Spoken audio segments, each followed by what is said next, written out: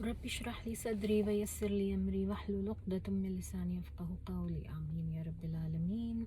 السلام علیکم۔ آج پھر کافی عرصے کے بعد میں اپنی سیرت النبی سیریز کی ویڈیو بنا رہی ہوں، اور آج کی جو ویڈیو ہے اس میں ہم نے بہت ہی امپورٹنٹ ٹاپک ڈسکس کرنا ہے جو کہ ہسٹری میں آتا ہے، اور وہ ہے میثاق مدینہ۔ اگر پاکستانیوں کو یاد ہو تو اسکول میں ہم لوگ پڑھا کرتے تھے، اور یہ ایز اے ٹاپک ہماری اسلامیات کی بکس میں بھی آتا تھا، میثاق مدینہ۔ کبھی مجھے سمجھ ہی نہیں آئی کہ کیوں ہے، کیا ہے، کس طرح سے ہے، انٹل اینڈ انلیس کہ میں نے خود سے جو ہے پوری کی پوری سیرہ اسٹڈی کرنی شروع کی۔ تو اب مجھے جو کچھ سمجھ میں آیا میں آپ کے سامنے رکھنے لگی ہوں، شاید اس سے کسی کو بہتری ہو جائے اور ان کو بھی بہتر سمجھ میں آ سکے۔ تو میثاق مدینہ بیسکلی جو ہے نا وہ ایک ٹریٹی ہے، ایک سمجھ لیں آپ معاہدہ ہے جو رسول صلی اللہ علیہ وسلم نے مدینہ پہنچنے کے بعد وہاں کے تمام رہنے والے جو تھے، مدینہ اس وقت ایک کاسموپولیٹن سٹی تھا جہاں پر جیوز، کرسچنز شاید اتنے نہیں تھے، بہت اکا دکا، لیکن جیوز کافی تعداد میں موجود تھے، 3 بڑے قبیلے تھے۔ مسلمان وہاں پہ جا کے اب آباد ہو گئے تھے، اور اس سے پہلے وہاں پہ مشرک تھے، وہ رہتے تھے۔ حنفاء بھی تھے، مدینہ میں بھی حنفاء تھے، اور مکہ کے حنفاء کی تو ہم نے بڑی ڈیٹیل میں بات کی تھی، ان کی پوری سٹوریز ریویو کی تھی۔ اسی طرح مدینہ میں بھی تھے حنفاء، اور اس طرح سے کل ملا کے وہاں پہ مشرکین تھے، وہاں پر رہنے والوں میں مسلمان تھے، جیوز تھے، کچھ چیدہ کرسچنز اور حنفاء بھی تھے۔ تو ان سب لوگوں کے ساتھ، ان سب لوگوں کے سامنے رسول صلی اللہ علیہ وسلم نے ایک معاہدہ رکھا، چند شقیں کہہ لیں کہ لکھی گئیں، بالکل اسی طرح جس طرح آج کل کا ہمارا کانسٹیٹیوشن ہے۔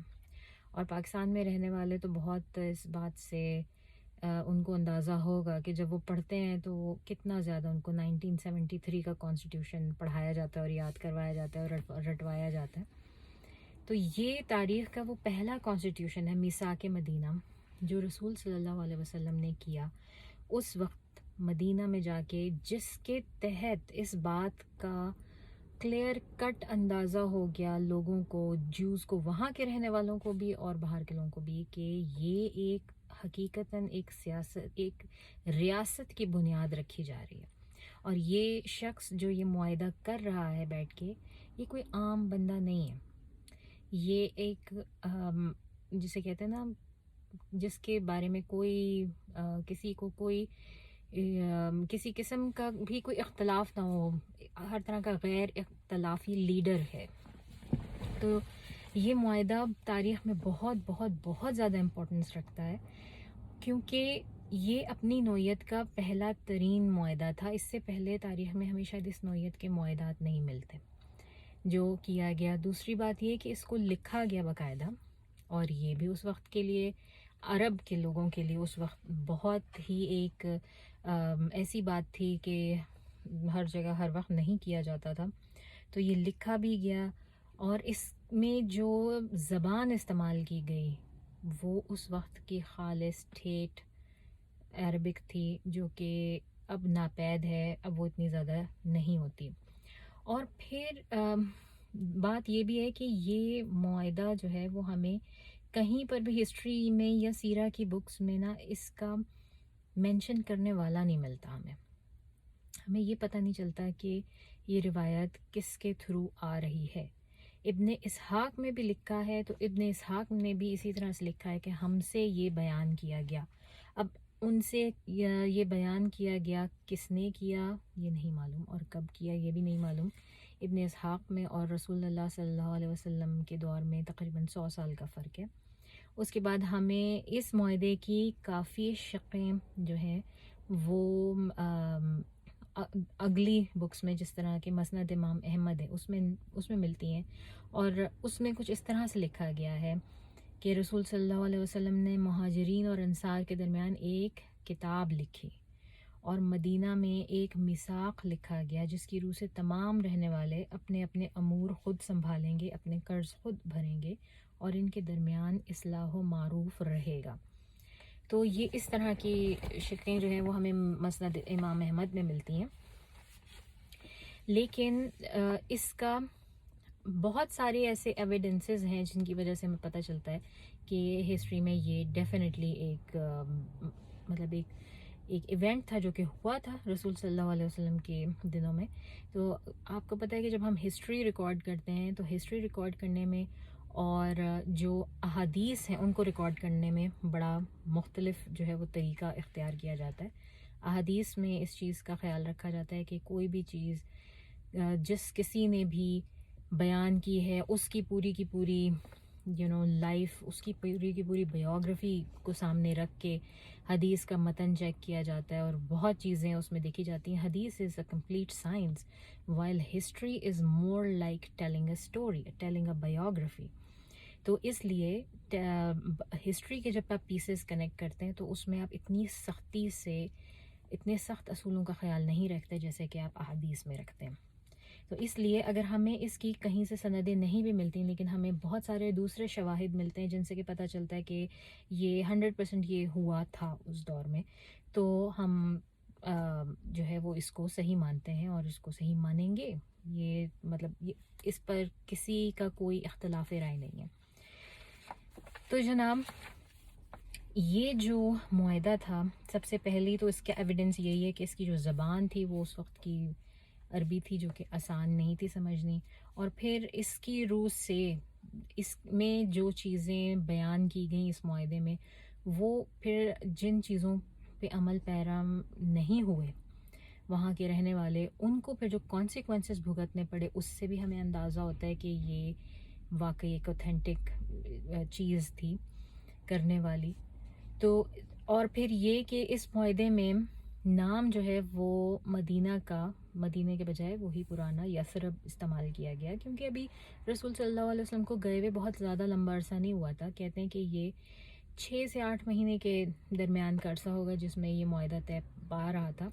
تو ابھی اتنا عرصہ نہیں ہوا تھا کہ ہر شخص کے نام پر مدینہ چڑھ جائے یا مدینہ تو نبی وہ یثرب کو پکارنے لگے ہیں. تو اس لیے اس میں مدینہ کا پرانا نام یثرب ہی استعمال کیا جا رہا ہے.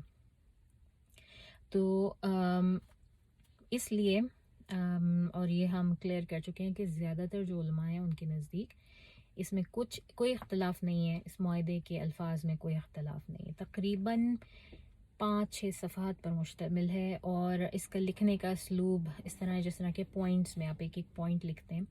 یہ بھی بہت ڈفرینٹ ہے اس وقت کے حساب سے. ہم اس معاہدے کو سمجھنے کے لیے ظاہر ہے ہم وہ 4-5 صفحے پورے گو تھرو نہیں کریں گے یا کر سکتے. تو اس کو سمجھنے کے لیے ہم اس معاہدے کو 4 حصوں میں تقسیم کر لیتے ہیں. پہلا حصہ اس میں مسلمانوں کے معاملات، مسلمانوں کے بارے میں جو ہے کام ہے اور معاملات ہیں وہ. دوسرے میں یہودیوں کے معاملات، جو مدینے میں رہنے والے یہودی تھے ان کے معاملات ہیں. تیسرے جو مشرکین مدینہ تھے، جو مشرکوں کی جماعت تھی ان کے معاملات. اور چوتھے مشترکہ تمام لوگوں کے، یعنی کہ آپ کہہ لیں کہ جوائنٹ مدینہ کے معاملات. تو ہم اس کا پہلا جو ہے شروع کرتے ہیں پہلے باب سے، اور پہلا باب تھا ہمارا مسلمانوں کے معاملات. تو جب یہ معاہدہ تحریر کیا گیا تو لکھائی کا اسلوب ویسا نہ تھا جیسا کہ عربی زبان میں ہوتا ہے. تو ہر معاملہ محض ایک سطر میں لکھا ہوا ہے، مطلب اٹس ناٹ ان پیراگراف.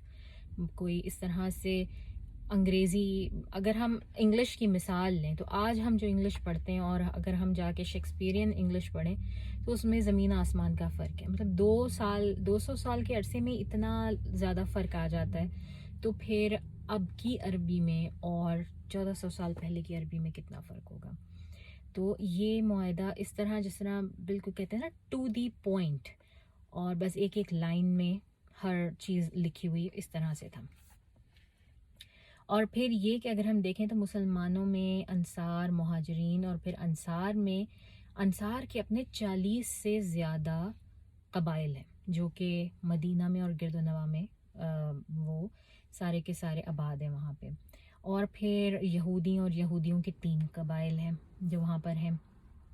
تو جو اس میں تھا تو سب سے پہلی چیز جو تھی نا اس معاہدے کی روح سے وہ یہ طے پائی کہ چاہے وہ انصار ہوں یعنی کہ مدینہ کے رہنے والے، چاہے وہ مہاجرین ہوں جو بھی ہجرت کر کے مکہ سے یا دوسرے علاقوں سے آئے تھے اور مسلمان تھے، وہ سب کے سب مسلمان ایک قوم ہے.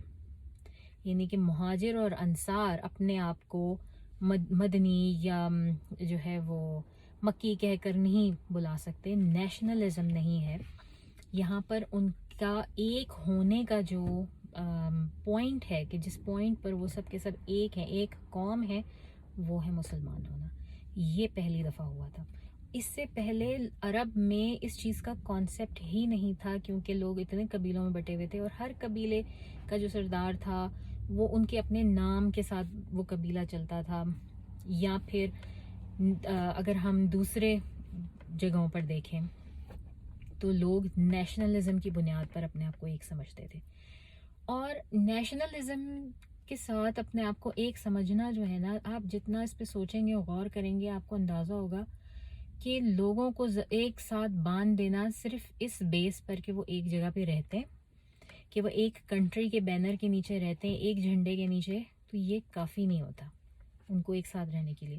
جبکہ رسول صلی اللہ علیہ وسلم نے ہسٹری میں پہلی دفعہ اس بات کی بنیاد رکھی کہ لوگ جو ہیں وہ اپنے رہن سہن، اپنے عقیدے، اپنے بلیف کے طور پر ایک ہوں گے. وہ ایک قوم اس وقت بنیں گے جب ان کا بلیف ایک ہوگا، جب ان کے رہن سہن ایک ہوگا، جب ان کی پریکٹسز ایک جیسی ہوں گی. جب آپ اسلام کے دائرے میں آتے ہیں تو بے شک آپ کا کلچر کچھ بھی ہو، آپ دنیا کے کسی بھی کلچر سے بلانگ کریں، آپ کوئی بھی زبان بولتے ہوں، لیکن اتنی سملیرٹی اور اتنا کچھ آپ کا سملر ہو جاتا ہے کہ آپ کسی دوسرے ملک میں جا کے دیکھیں، بس آپ کو کوئی مسلمان ملے اور آپ کہتے ہیں یہ میرا بھائی ہے بس. کیونکہ الحمدللہ اتنا آپ کو خود بخود ایک اٹریکشن، ایک جو دین کی ایک محبت اور بھائی چارہ جو محسوس ہوتا ہے نا، وہ آپ کسی بھی بندے کے ساتھ، آپ اپنے پڑوسی کے ساتھ ساری زندگی گزاریں، اس گھر میں پیدا ہوں، مگر آپ صرف اس وجہ سے کہ آپ لوگ ایک جگہ پہ رہتے ہیں، بہت ہی مشکل ہے کہ آپ میں وہ بھائی چارہ پیدا ہو سکے. تو رسول صلی اللہ علیہ وسلم نے سب سے پہلا یہ کام کیا کہ لوگوں کو، انہوں نے مسلمانوں کو باقی سب مذاہب سے الگ کر دیا. انہوں نے کہا کہ یہ یہاں کا مسلمان ہو، یہاں کا سب بس ایک مسلمان، بس ایک قوم، ایک امت ہے. تو یہ انہوں نے کہا. اور یہ بات انہوں نے ایسے ہی نہیں کہی، انہوں نے 40 جو ہے وہ قبیلے آباد تھے انصار کے.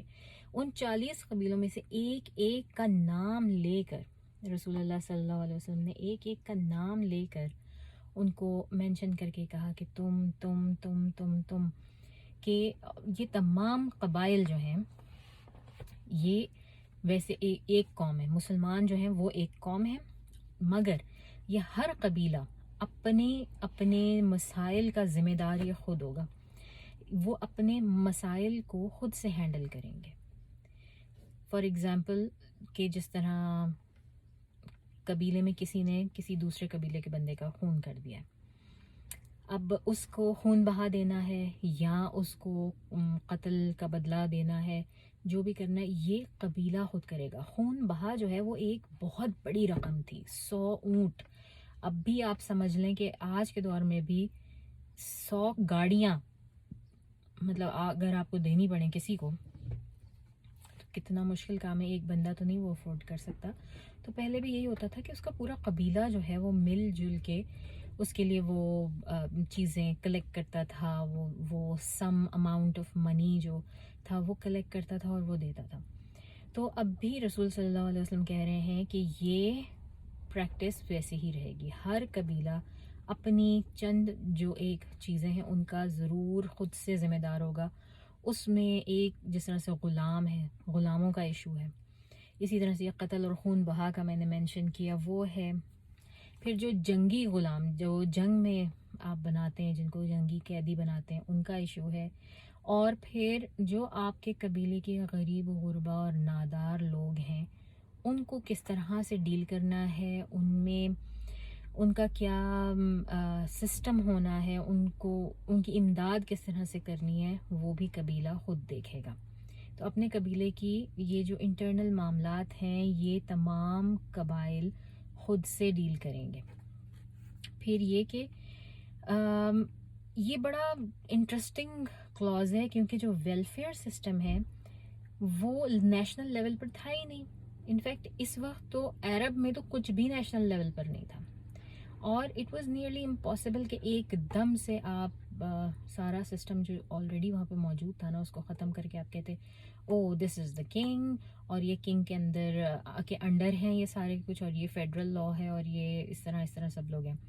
تو رسول صلی اللہ علیہ وسلم نے جو اس وقت آسان ترین اور جیسے لاجیکل ترین, اور میں سمجھتی ہوں کہ بہت ہی ہوشیاری کے ساتھ انہوں نے یہ معاہدہ جو ہے تحریر کیا, اور اس میں یہ کلاز رکھا کہ اس طرح سے تمام لوگ خود مختار بھی ہیں اور اپنے فیصلے وہ خود کر بھی رہے ہیں تمام قبائل, یٹ وہ ایک لیڈر کے انڈر بھی ہیں.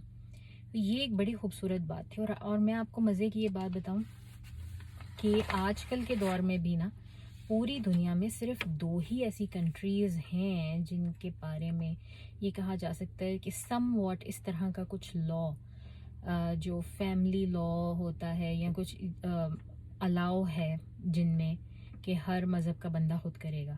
ایک انڈیا میں ہے کسی حد تک کہ فیملی لا اور ریلیجس لاز جو ہیں وہ ہر کمیونٹی اپنے ڈیل کرے گی, اور ایک اسرائیل میں.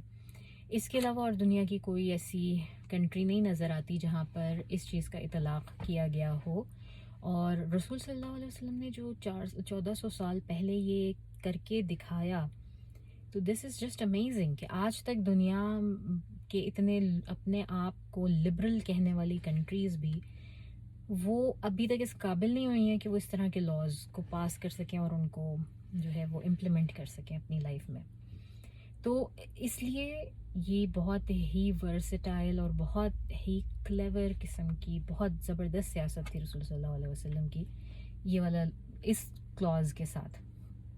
تو جناب کیا بات تھی, وہی تھی کہ جو کوئی بھی بہت غریب ہے, کسی کو چھڑانا ہے, خون بہا دینا ہے, کسی جنگی قیدی کو چھڑانا ہے, تو رسول صلی اللہ علیہ وسلم ہمارے فرما رہے ہیں کہ یہ تمام معاملات ہر قبیلہ خود اپنے طور پہ طے کرے گا جس طرح سے وہ پہلے کر رہے تھے.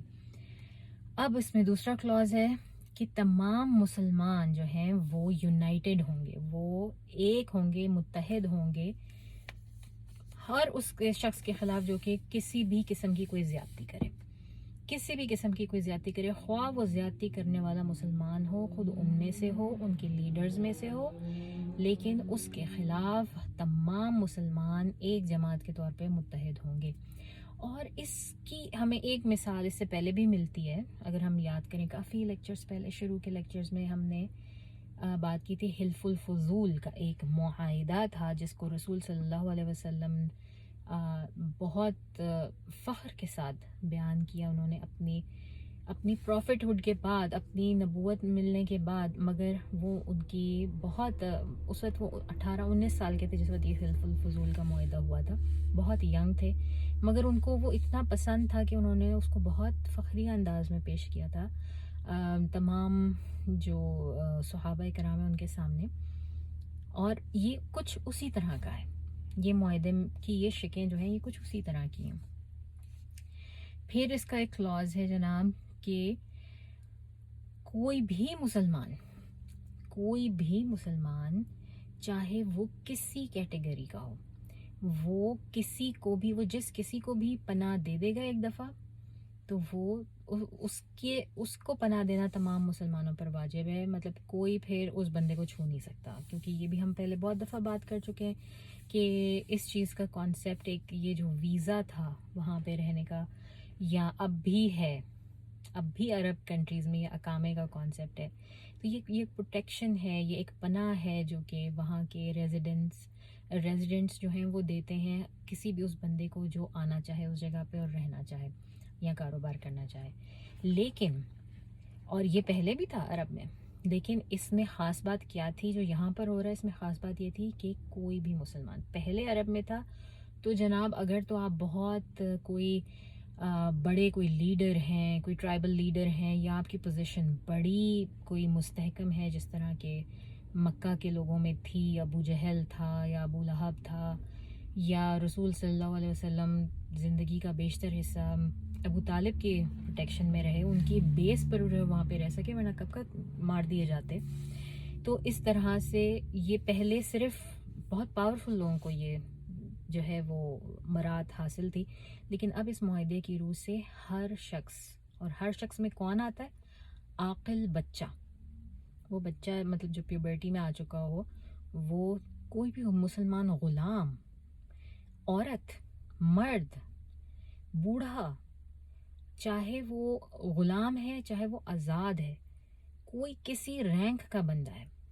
اور اگر آپ اس کا وائڈلی اسکوپ دیکھیں تو اس کا مطلب ہے کہ یہ فریڈم ہے فار ایوری بڈی. یہ بہت بڑی فریڈم اور بہت بڑی مراد ہے ہر ایک کے لیے، جو اس سے پہلے مکہ میں ہرگز نہیں تھی.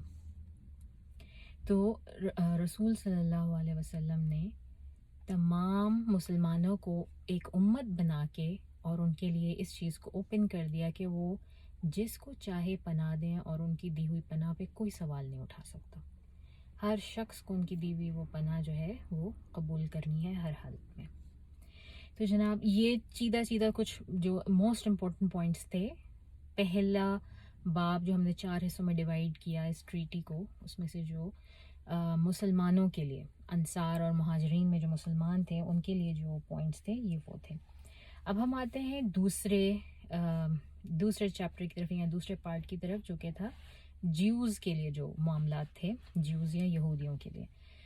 تو جس طرح رسول صلی اللہ علیہ وسلم نے مسلمانوں کو، خواہ وہ مہاجر ہوں خواہ وہ انصار ہوں، تمام تر مسلمانوں کو ایک امت بنا دیا. مطلب انہوں نے اس طرح سے سیگریگیشن کر دی کہ مسلمان ایک امت اور جیوز ایک امت.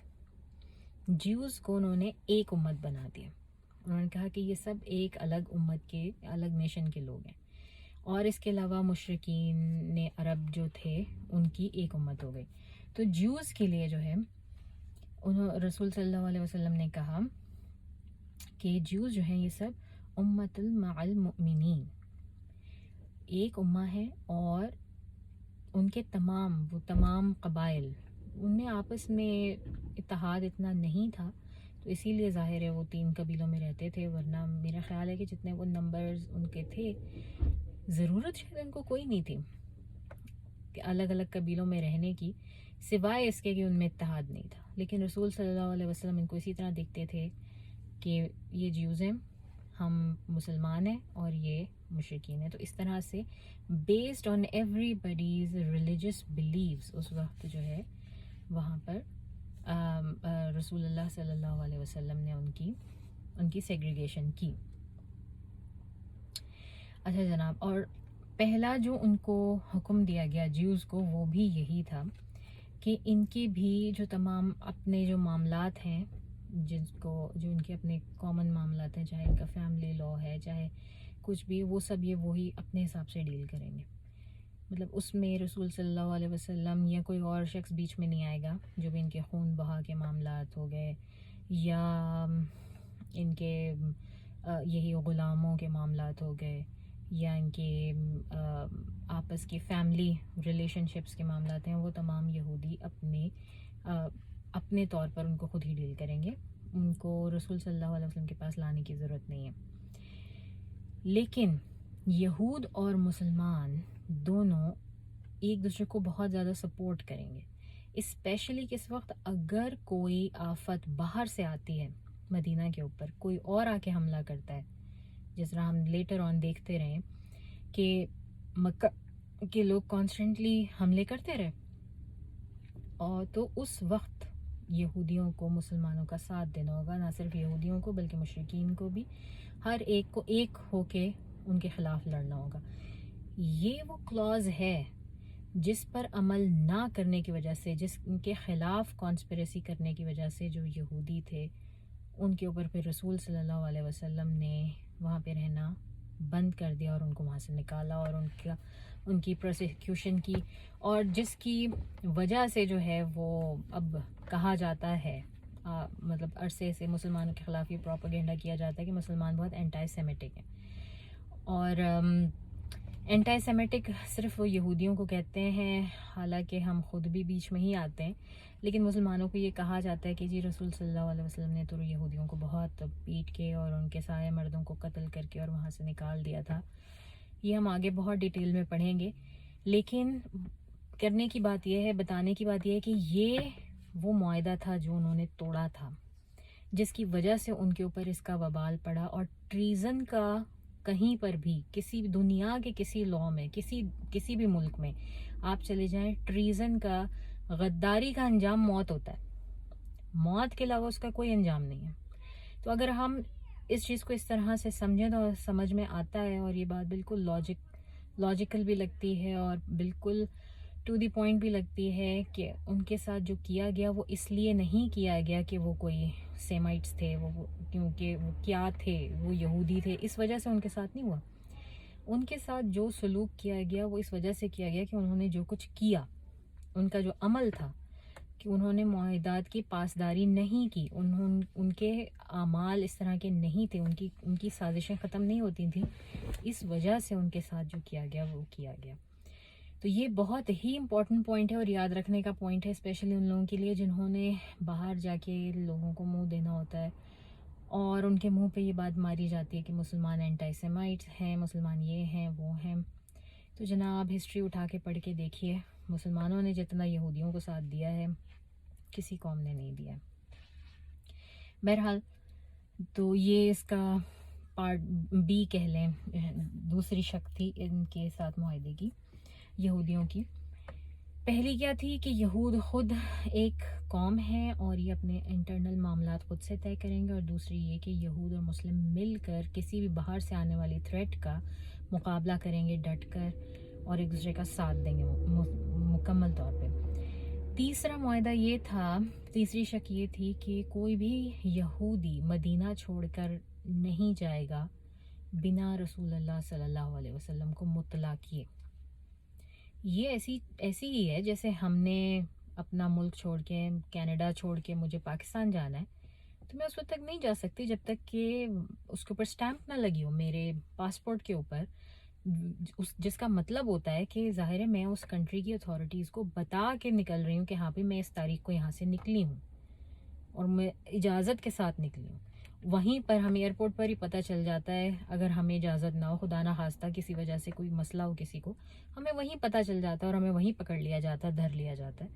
تو یہ بھی ایک بالکل آج کل کے، اگر ہم دیکھیں آج کل کے حساب سے بڑا ماڈرن، اس وقت رسول صلی اللہ علیہ وسلم نے یہ پوائنٹ رکھا کہ کوئی یہودی بھی جو ہے وہ چھوڑ کے نہیں نکلے گا مدینہ کو بغیر اطلاع دیے رسول صلی اللہ علیہ وسلم کے، کیونکہ اس کو اس طرح سے تسلیم کیا جائے گا، اس طرح مانا جائے گا جیسے کہ اگر آپ بغیر بتائے گئے ہیں تو ایک لمبے عرصے کے لیے اور آپ واپس نہیں آ رہے، تو اس کا مطلب یہ کہ آپ نے اپنی سٹیزن شپ چینج کر لی، اب آپ کو ضرورت نہیں ہے واپس آنے کی، تو آپ کا ادھر کا ویزا ختم. تو اس کو بالکل اس طرح سے لیا گیا. پھر جناب اس کا آخری پوائنٹ جیوز کے ساتھ جو معاملات تھے ان کا یہ تھا، اگر جیوز میں سے کوئی شخص کنورٹ ہونا چاہے، کوئی مسلمان ہونا چاہے تو اس کو نہیں روکا جائے گا، اسے پوری آزادی ہوگی کہ وہ مسلمان ہو سکتا ہے، کنورٹ ہو سکتا ہے، اور اس کو جیوز یا مسلم میں سے کوئی روکے گا نہیں، پرسیکیوشن نہیں کرے گا. They have a right to convert. تو یہ چیدہ معاملات تھے جو کہ جیوز کے ساتھ طے کیے گئے. پھر جناب تیسرے نمبر پر آتے ہیں وہ لوگ جو کہ مشرکین تھے. اب مدینہ میں اس وقت بھی ایسا نہیں تھا کہ 100% سارے کے سارے مدنی لوگ جو انصار تھے وہ مسلمان ہو گئے تھے. ابھی بھی ہر قبیلے میں کئی ایسے افراد موجود تھے جو کہ نہیں، ابھی ان کا دل کمپلیٹلی مائل نہیں ہوا تھا اسلام کی طرف، اور وہ اپنے پرانے طریقوں پر ہی جو ہیں وہ فائز تھے. لیکن رسول صلی اللہ علیہ وسلم نے یہ نہیں کیا کہ ان کو جا کے تلوار کے طور پر مسلمان کیا اور زبردستی یا ان کے اوپر یہ شک لگا دیا کہ نہیں جی جو یہاں پہ رہے گا وہ مسلمان ہوگا. یہ بھی ایک بڑا کانسیپٹ ہے اور یہ بھی ایک ایسی چیز ہے جو کہ مسلمانوں کے خلاف بولی جاتی ہے، پروپیگنڈا کیا جاتا ہے کہ رسول صلی اللہ علیہ وسلم نے ایسا کیا. جبکہ اگر ہم دیکھیں تو 18ویں صدی 19ویں صدی تک ہمیں ایون کرسچنز میں یہ چیز نظر نہیں آتی کہ کرسچن کی جو چرچ تھی وہ ٹالریبل نہیں تھی. کوئی اور شخص وہاں پر آ کے کسی اور مذہب کا یا ان کے پاس رہنا ایک ایسی بات تھی کہ جو ان کو نہیں برداشت تھی، وہ ان کو مار دیتے تھے، ختم کر دیتے، ایریڈیکیٹ کر دیتے تھے، یا کم از کم یہ ہوتا تھا کہ نکل جائیں یہاں سے، یہاں پہ نہیں رہنا. لیکن مسلمانوں نے اس چیز کو ایکسیپٹ کیا، رسول صلی اللہ علیہ وسلم نے اس چیز کو ایکسیپٹ کیا. اگر کوئی اور کسی اور مذہب کا ہے تو ان کو رائٹس بھی دیا، اور ان کے rights is close to complete freedom, complete independence. ایسا نہیں ہو سکتا تھا کہ ان کو فلی انڈیپینڈنس مل جاتی اور وہ جو دل چاہے کرتے. اسلام میں بہت زیادہ رائٹس ہیں، پریبلی کسی بھی اور ادر ریلیجن کے مقابلے میں جو مائنورٹیز ہیں ان کے سب سے زیادہ رائٹس ہیں. اسٹل وی کین ناٹ سے کہ یہ کمپلیٹ انڈیپینڈنس ہے، لیکن it's close to the most independent you can get. For example اسلام میں اس چیز کا بالکل اجازت ہے کہ اپنا گرجا گھر بنائیں، اس کو جا کے اس میں عبادت کریں. کسی کی بھی کوئی بھی جو عبادت گاہ ہے اس کو توڑنے کی اجازت نہیں ہے، چاہے وہاں پہ مسلمانوں کی حکومت ہو. وہ کسی بھی طرح چاہے اپنی عبادت کر سکتے ہیں، ہاں لیکن وہ پریچ نہیں کر سکتے، وہ اوپنلی پریچ کر کے لوگوں کو کنورٹ نہیں کر سکتے. یہ ایک ان کے اوپر جسے کہتے ہیں کہ رکاوٹ ہوتی ہے. اسی طرح ایون یہاں تک حال ہے کہ جس طرح کرسچینٹی میں شراب جو ہے یہ ان کے ریلیجن کا ایک حصہ ہے. یہ ریلیجسلی یہ لوگ شراب ان کے ریلیجن میں پی جاتی ہے، تو یہ ان کے ریلیجن کا ایک پارٹ ہے، جس کی وجہ سے جو ہے ایون ان کو الاؤڈ ہے مسلم کنٹریز میں بھی کہ یہ اپنے ایریاز میں شراب بنا سکتے ہیں، بیچ سکتے ہیں اور آپس میں یوز کر سکتے ہیں، سارا اس کا یوز بھی کر سکتے ہیں. تو یہ بھی ان کا مطلب مسلمانوں میں یہاں تک کی آزادی ہے. اور اس سے بڑھ کر کیا ہے کہ ایون ان کی عورتوں سے جو ہے وہ مسلم مرد شادی تک کر لیتے ہیں. تو یہ سب کچھ مسلمانوں میں بہت زیادہ جو ہے وہ مانا جاتا ہے، اپریشیٹ کیا جاتا ہے، اور اس چیز کو ریکگنائز کیا جاتا ہے کہ واقعی دین میں کوئی کمپلشن نہیں ہے کسی بھی طرح کی. تو جناب ہم بات کر رہے تھے کہ رسول صلی اللہ علیہ وسلم نے جو تمام مدینہ کے رہنے والوں کو دی تھی مراد دی تھی میثاق مدینہ کے تحت، اس میں اب باری آ گئی مشرکین کی. اور مشرکین کے بھی جو ان کو بھی جو مراد دی گئیں یا ان کے لیے بھی جو کانسٹیٹیوشن میں لکھا گیا وہ بھی کچھ اسی طرح سے ایک لائن کی اس میں ہے. اس میں سے کچھ پوائنٹس ہم وہ ڈسکس کر رہے تھے. تو جناب مشرکین کے لیے جو پہلا پوائنٹ بہت امپورٹنٹ تھا وہ یہ تھا کہ کوئی بھی مشرک کسی قریشی یا کسی نان مسلم کو کسی حساب سے بھی کوئی پروٹیکشن، کوئی پناہ نہیں دے گا. یا وہی جو ہم بار بار ذکر کرتے ہیں وہاں کے ویزے کا کانسیپٹ یا وہاں کے اقامے کا کانسیپٹ جو تھا کہ جب تک کہ کوئی لوکل کسی کو اعلان نہ کرتا تھا کہ یہ میری پناہ میں ہے، جب تک کہ اس کو وہاں پر ایکسیپٹ نہیں کیا جاتا تھا. تو یہی حال ہے، اور اس کے اوپر شرط لگائی جا رہی ہے. رسول صلی اللہ علیہ وسلم مشرکین نے مدینہ کے اوپر شرط لگا رہے ہیں کہ ٹھیک ہے آپ رہیں، اپنا پریکٹس کریں، جو بھی آپ نے پریکٹس کرنا ہے آپ انٹرفیئر نہیں کریں گے مسلمانوں کے اس میں. اور اس سے زیادہ ہم آپ سے یہ مانگتے ہیں کہ آپ کسی اور مشرک کو، کوئی مکہ سے آنے والے کو، کوئی کہیں اور سے آنے والے مشرک کی مدد نہیں کریں گے کسی بھی طرح سے. پروٹیکشن بالکل نہیں دیں گے، مطلب پروٹیکشن دینا دور کی بات، اس سے پہلے ان کی کوئی مدد بھی نہیں کی جائے گی، کسی قسم کی کوئی فزیکل سپورٹ نہیں کی جائے گی، کسی قسم کی کوئی مالی امداد نہیں کی جائے گی، کوئی ان کی رہنے کی یا کسی قسم کی جو کوئی شخص قریشی ایسا آئے گا جو کہ مسلمان نہ ہو اس کی امداد نہیں کریں گے. اور اسپیشلی اگر کوئی حملہ کر دے باہر سے، مدینہ کے باہر سے کوئی حملہ کر دے، جس طرح جیوز کے لیے یہ والی شرط رکھی تھی اسی طرح مشرکین کے لیے بھی ہے کہ اگر کوئی باہر سے حملہ کر دے تو تمام مشرکین مکہ، تمام جیوز اور سب اور مسلمان انصار اور مہاجرین سب ایک ہو کر اس کا مقابلہ کریں گے. اس وقت ان کی آپس میں کوئی باؤنڈریز نہیں ہوں گی، جس طرح کہ رسول صلی اللہ علیہ وسلم نے ان باؤنڈریز کا پہلے سے ہی نشاندہی کر دی تھی کہ جوز ایک امہ ہیں، مشرکین الگ ہیں. یہ اپنے کریں گے، یہاں تک کہ انصار جو ہیں وہ بھی اپنے قبیلوں کے اندر اپنے نجی مسائل سارے جو ہیں وہ اپنے قبیلوں کے لاز کے تحت ہی ان کو پورا کریں گے، جیوز اپنے کریں گے.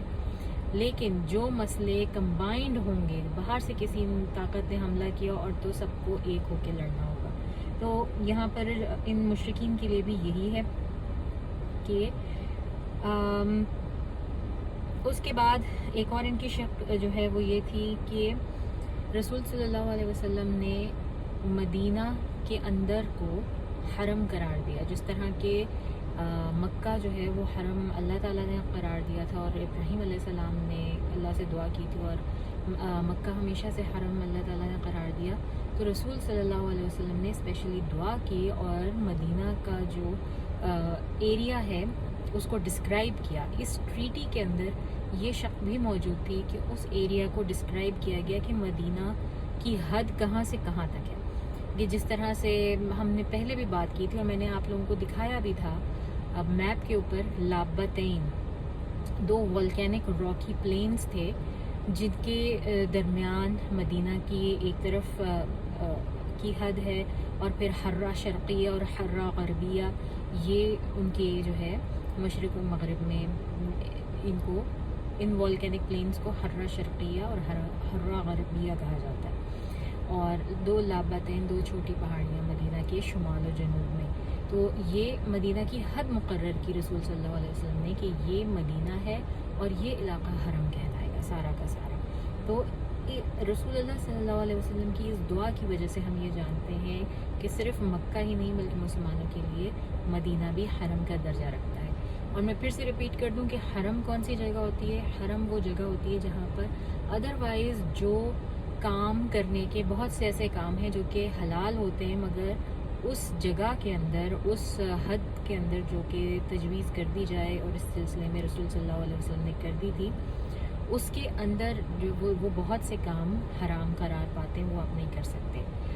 ان کاموں میں کیا ہے؟ جس طرح بلا ضرورت کسی درخت کا نوچنا، گھاس کا نوچنا، اور درخت کاٹنا، اور جانوروں کو مارنا یا جانوروں کا شکار کرنا. لیکن یہ سب چیزیں جو ہیں وہ ایک حدود میں ہوتی ہیں. ظاہر ہے کہ وہاں پر کنسٹرکشن ہوتی ہے اور ان چیزوں کے لیے اس چیز کی اجازت ہوتی ہے، ان چیزوں کی اجازت ہوتی ہے، مگر فقہی طور پر جو ہے وہ اس کو زیادہ بہتر طریقے سے ایکسپلین کیا جا سکتا ہے. لیکن یہاں پر ہم اس کو شارٹ رکھیں گے اور بس اتنا رکھیں گے کہ بہت سارے ایسے کام جو ادروائز مدینہ کے اندر پہلے حلال تھے اب وہ حرام قرار دیے گئے. ان میں ایک بہت بڑا کام یہ بھی تھا کہ ظاہر مدینہ کو جب حرم قرار دیا گیا تو اس کا مطلب ہے کہ it's a place of protection. جو بھی وہاں آئے گا، جو بھی وہاں رہے گا، تو اس کے لیے وہ ایک نیچرل پروٹیکشن ہے، اس کی مکمل حفاظت کی جائے گی، اس کا مکمل ساتھ دیا جائے گا. اور یہ رسول صلی اللہ علیہ وسلم نے اس ٹریٹی میں لکھوایا، اس کو حرم قرار دیا، اس کے حدود اربع جو ہے وہ ڈیفائن کیا، اور اس چیز کو عمل میں لائے کہ یہاں پہ رہنے والے لوگ جس کسی کو امان دیں گے اس کو مکمل امان دی جائے گی. تو اور جو بہت بڑی ظاہر جو بات تھی کہ کوئی بھی کسی بھی طریقے سے کسی باغی کو، کسی ریبیل کو سپورٹ نہیں کرے گا، چاہے وہ اندرونی ہو چاہے بیرونی کوئی مسئلہ ہو.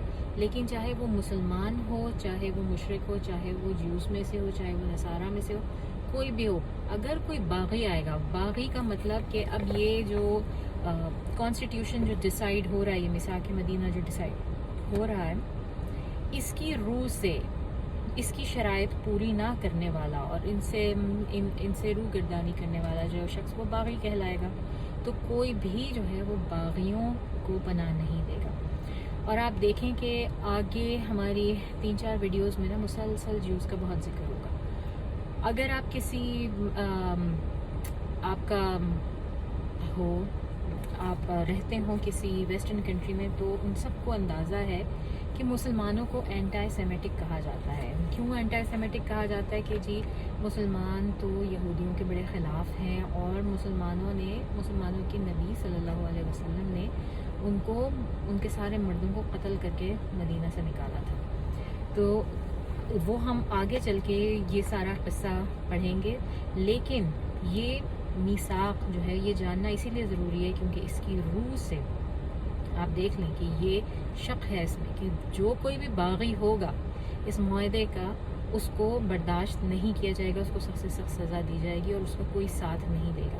اور یہودیوں نے پے در پہ ایک دفعہ نہیں، 2 دفعہ نہیں، 3 دفعہ نہیں، کئی دفعہ اس معاہدے کی، اس شک کی جو ہے وہ بدعہدی کی۔ انہوں نے رسول صلی اللہ علیہ وسلم کو مارنے کے کئی منصوبے بنائے۔ انہوں نے جس وقت حملہ ہوا قریشیوں کی طرف سے، انہوں نے اندرونی سازش کر کے اندرونی طور پہ مدینہ کے اندر جو ہے وہ مسلمانوں کو زخم پہنچانے کی کوشش کی۔ انہوں نے اس طرح سے ساز باز کر لی تھی قریشیوں کے ساتھ کہ ٹھیک ہے تم لوگ باہر سے حملہ کرو تو ہم اندر سے جو ہے نا وہ دعویٰ بول دیں گے، اور اس طرح یہ لوگ ٹریپ ہو جائیں گے، مسلمان جتنے بھی ہیں یہود اور نصارہ، اور اس طرح ہم ان پر قابو پا لیں گے۔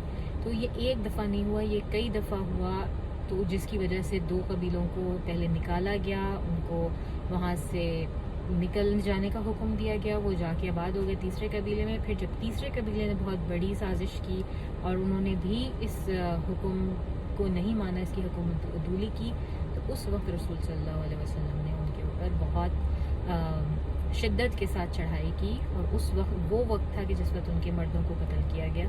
مگر یہ بہت ہی انٹرسٹنگ واقعہ ہے جو کہ آگے آئے گا، کیونکہ اب اس کے بعد یہ میثاق کے بعد اب ہمارے پاس مغازی شروع ہو جائیں گے، مغازی یعنی کہ غزوات۔ اس کے بعد غزوات کی ایک ماشاءاللہ بہت ہی مزیدار، جسے آپ کہیں نا کہ سٹوریز آنے والی ہیں وہ اگلی ویڈیوز میں۔ تو جناب ٹھیک ہے، یہاں تک ہم نے کیا۔ پھر اس کے بعد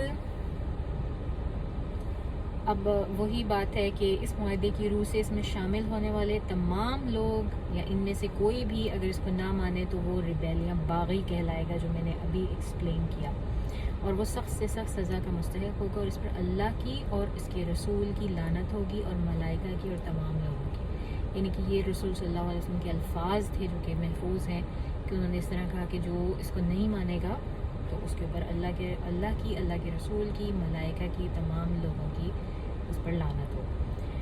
جو کوئی مدینہ میں رہے گا اس کے جان و مال محفوظ رہیں گے، اور جو کوئی مدینہ سے جائے گا اس کے بھی جان و مال محفوظ رہیں گے، سوائے ان کے جنہوں نے کوئی غداری کی ہو، کوئی گناہ کیا ہو یا کوئی جرم کیا ہو جو کہ قابل معافی نہ ہو۔ یعنی کہ بیسکلی رسول صلی اللہ علیہ وسلم نے ایک آزادی دی ہے کہ you may come and go as you please. جس طرح ہم آج کل کسی بھی سٹی کے اندر آ سکتے ہیں، جا سکتے ہیں، یہ پہلے یہ چیز اتنی کامن نہیں تھی وہاں پہ۔ جیسا کہ ہم جانتے ہیں کہ بہت قبیلوں کے بڑے مسئلے ہوتے تھے، اور اگر کسی کے پاس پناہ نہیں ہوتی تھی کسی قبیلے کی تو وہ بندہ ولنریبل ہوتا تھا، لٹ جانے کے لیے، مر جانے کے لیے، کٹ جانے کے لیے، ہر قسم کا اس کو خطرہ تھا۔ لیکن رسول صلی اللہ علیہ وسلم نے یہ عہد نامہ ایک کر کے ان لوگوں کے ساتھ مدینہ کے لوگوں کو بہت بڑی پروٹیکشن، بہت امن، سکون اور یہ سب جو ہے وہ عطا کیا، اور ہر طرح کے افراط و تفریط سے جو ہے ان لوگوں کو نکال دیا۔ اس معاہدے کی روح سے، جیسے ہم نے پہلے بھی ڈسکس کیا، کہ تمام غلام، عرب، غیر عرب، اور وہی کالے گورے، ہر طرح کے لوگ جو وہاں پہ رہنے والے تھے، ان سب کے رائٹس آلموسٹ برابر ہو گئے، سب کے رائٹس، اور سب کو نہ صرف برابر بلکہ ان کو اتنی آزادی کہ ان کو اپنی اپنی جو لاز تھے اپنے اپنے قبیلے کے حساب سے وہ بھی ان کو پریکٹس کرنے کی اجازت تھی۔ تو یہ ایک طرح سے یہ ایک اسٹیٹ بن گئی۔ اب اور اس میں افراط و تفریط کوئی نہ رہی اس میں، ٹھیک ہے نا۔ اور یہی اس معاہدے کی خوبصورتی ہے جس کی وجہ سے ہم اس کو پڑھتے ہیں۔ آج کل دنیا میں یہ چیز بڑی کامن ہے کہ جی بہت زیادہ لوگوں کو یہ لگتا ہے کہ دنیا میں سوائے ڈیموکریسی کے اور کوئی کچھ ہے ہی نہیں، کوئی اور نظام ایسا نہیں جو کتنا کامیاب ہو اور جو کہ چل سکے۔ لیکن میں آپ لوگوں سے سوال یہ کرتی ہوں کہ اگر آپ نے ڈیموکریسی کے بارے میں بھی پڑھا ہے تو کیا ڈیموکریسی کی بہت ساری روٹس وہ اس معاہدے سے نہیں ملتی، میثاق مدینہ سے؟ انفیکٹ یہ بات میں نے پہلے بھی کہی تھی کہ یہ جو پراپرلی رائٹ دینا دوسرے مائنورٹیز کو، یہ تو بڑی بڑی ڈیموکریسیز میں نہیں ہے، کہیں پر نہیں ہے ابھی تک، جو کہ ہمیں اسلام دیتا ہے جو رائٹس۔ بہرحال یہ وہ معاہدہ تھا جس کے بعد یہ چیز اسٹیبلش ہو گئی کہ رسول صلی اللہ علیہ وسلم جو ہے نا وہ ایک لیڈر کے طور پر ہے. Now he is the king, he is the king of Medina, اور وہاں پر جتنے لوگ اس میں آباد ہیں، اور اب ان کی پاور جو ہے اس میں اضافہ ہو گیا اس معاہدے کے تحت. تو اور جب ظاہر ہے جب مکہ کے لوگوں کو بھی یہ پتہ چلا تو ان کو اندازہ ہو گیا کہ رسول صلی اللہ علیہ وسلم سے اب کسی قسم کا بھی کوئی ٹکراؤ کرنا آسان نہیں رہ گیا، کیونکہ اب وہ ایک عام انسان نہیں رہے جو کہ مکہ میں ہوا کرتے تھے ان کے بھائی بندوں کی طرح، کہ جن کے اوپر وہ کبھی بھی چڑھائی کر دیتے تھے، کبھی بھی کچھ بھی کہہ دیتے تھے. Now he is a leader with a force and with a treaty. تو ان کے پاس وہ ساری چیزیں موجود تھیں جو کہ ایک لیڈر کو چاہیے تھی.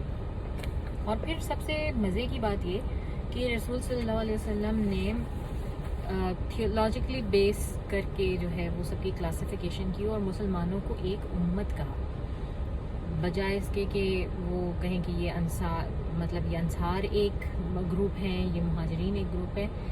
رسول صلی اللہ علیہ وسلم نے کہا کہ تمام کے تمام مسلمان جو ہیں وہ ایک امت ہیں. اور امت جو ہے وہ لفظ کہاں سے نکلا ہے ہم سب کو معلوم ہے، یہ نکلا ہے لفظ سے. اور کا مطلب مجھے لگتا ہے کہ ہر زبان سے تعلق رکھنے والا فوراً گیس کر سکتا ہے. کا مطلب ہوتا ہے ماں. لیکن جو لفظ ہے نا یہ بھی ایک لفظ میں سے نکلا ہے جس کو کہتے ہیں عامہ. عامہ جو ہے، عامہ کا مطلب ہوتا ہے کسی ایک جانب رخ کرنا، یا اپنی تمام اٹینشن، توجہ، اپنی تمام ایفرٹس کسی ایک خاص جانب جو ہے اس کو مرکوز کر دینا. اب کو اس لیے کہا جاتا ہے کہ بچہ جب پیدا ہوتا ہے، بلکہ کئی سالوں تک ایک بچے کے لیے ماں جو ہے وہ اس کی تمام تر توجہ کا مرکز ہے، اس کی تمام تر حاجتوں کا مرکز ہے. وہ اور کہیں ادھر ادھر نہیں دیکھتا، پہلے اپنی ماں کی طرف دیکھتا ہے. اس کو بھوک لگی ہے، پیاس لگی ہے، اس کو واش روم جانا ہے، اس کو چوٹ لگی ہے، اس کو XYZ کچھ بھی کرنا ہے، وہ اپنی ماں کی طرف دیکھتا ہے. اس لیے اس کو کہا جاتا ہے کہ وہ تمام تر توجہ کا مرکز ہے. ایک ماں کے کتنے بھی بچے ہوں، وہ تمام تر بچے جو ہیں وہ ایک ماں کی طرف ہی دیکھتے ہیں اور اسی کو اپنا توجہ کا مرکز اور اسی کو اپنی تمام حاجات کا مرکز جانتے ہیں کہ یہاں سے ہماری ہر حاجت پوری ہوگی. تو اس لیے ان کو کہا جاتا ہے. تو ماں بیسکلی جو ہوتی ہے وہ ایک ہوتا ہے ایک آبجیکٹ آف اٹینشن. تو آپ دیکھیں کہ یہ کتنا زبردست اور کتنا ویل تھاٹ لفظ ہے جو کہ رسول صلی اللہ علیہ وسلم نے ہمیں دیا کہ تمام تر مسلمان جو ہیں وہ اس طرح ایک امت ہے. اور پتہ ہے آپ کو یہ جو لفظ ہے نا عامہ، اور اس کے جو ڈفرینٹ مخارج، ڈفرینٹ اس میں سے جو ڈیریویٹیوز جو لفظ نکلے ہیں تقریباً 15 تو اس کے معنی ہے صرف. اسی طرح یہ جو لفظ آتا ہے امام جو ہے وہ بھی اسی لفظ کا ایک ڈیریویٹیو ہے. اور امام کا مطلب بھی وہ ہے جس کی طرف آپ اپنی تمام تر توجہ مرکوز کرتے ہیں جب آپ نماز پڑھتے ہیں، ٹھیک ہے نا، اسی پر مرکوز ہوتی ہے. اسی طرح یہ لفظ امت جو ہے وہ قرآن میں بہت استعمال ہوا ہے اور اس کے معنی یہاں قرآن میں اس سے بھی زیادہ گہرے طور پہ استعمال ہوا. پھر ایک اور لفظ ہے تیمم. تیمم جو ہم کرتے ہیں، تیمم کا مطلب ہوتا ہے کہ آپ کا اسٹیٹس جو ہے اس کو بڑھانا، اونچا کرنا، اس کے برابر، وضو کے برابر. تو تیمم بھی جو ہے اس کا مطلب یہی ہے کہ مطلب آپ کی توجہ، آپ کی باڈی کی توجہ ایک ایسے اسٹیٹس کی طرف لے کے جانا جو پہلے نہیں تھی. وہ حالت آپ کی پہلے نہیں تھی تو تیمم کے بعد آپ اس حالت کو پہنچ گئے. تو جناب یہ تھوڑی سی اس لفظ امہ کی ڈیفینیشن کہہ لیں یا پری ڈیفینیشن کہہ لیں کہ یہ کس لفظ سے نکلا ہے اور اس کے کتنے معنی ہو سکتے ہیں. یہ بہت گہرا لفظ ہے، بہت خوبصورت لفظ ہے. وہی بات ہے کہ ماشاءاللہ قرآن کے لیے اگر اللہ تعالیٰ نے عربک لینگویج چوز کی ہے نا تو واقعی کچھ نہ کچھ سوچ سمجھ کے کیے، کیونکہ عربک لینگویج میں جو لفظ ملتے ہیں اور ان میں جو گہرائی ہے، ان کے جو طرح طرح کے میننگز اور یوز ہیں وہ ہمیں کسی اور زبان میں نہیں ملتے. اور واقعی ہم قرآن نہیں سمجھ سکتے جب تک کہ ہمیں عربک لینگویج نہ سمجھ میں آئے.